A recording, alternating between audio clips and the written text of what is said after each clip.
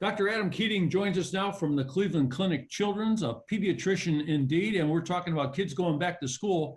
And when I was a kid, it was just you needed a pencil, some scissors, a little paper, but it looks like this is going to be a little more complicated this year, right?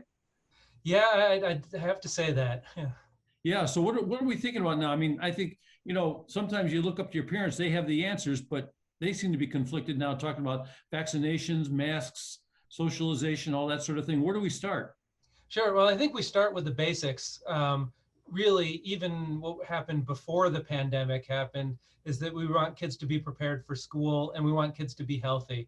And so what that means in a large stage is really making sure that you're getting back in to see your pediatrician or your physician for your regular checkup to get your regular vaccines and make sure you're set for school that way, and to be able to have discussion with your health personnel about what's going to happen as far as COVID.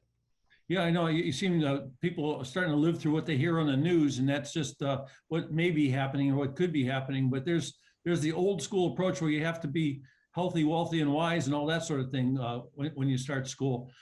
So where do we stand in terms of kids getting vaccinated? How do you stand with that? So as far as kids vaccinated, I think it's important for people to be able to have a trusted medical source to be able to have this conversation and talk about risks and benefits. I think if we're talking about general vaccines, that's something that we talk about all the time. For COVID vaccine in particular, it's available and easily accessible right now for all kids 12 and over, and worth having that conversation. And for the vast majority of patients that I talk to, I'm recommending it and think that the benefits of it far outweigh the risk.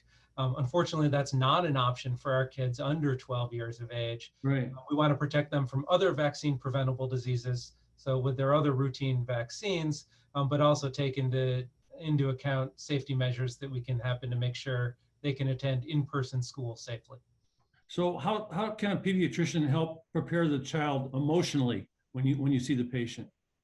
It's really, we help work with families to help do it and prepare them emotionally. Certainly, we're doing screening about their social emotional health and talking about that at the visits, but it really does start at home with the parents. And, kids like consistency, and their attitude about things often follows around what their attitude about the parents do.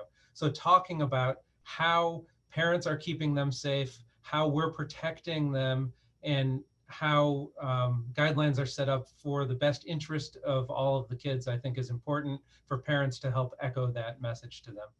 How can you help parents prepare a routine?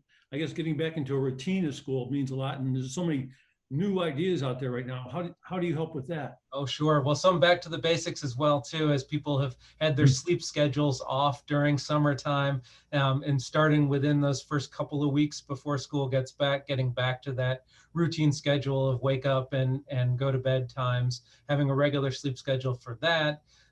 For kids who it looks like in schools that a large percentage will be wearing masks, although that's up to individual school systems right now.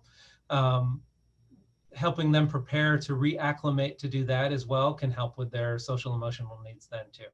And Dr. Keating, we talk a lot about the physical, but there's also that thing of socialization that we have to have the kids prepared for that too.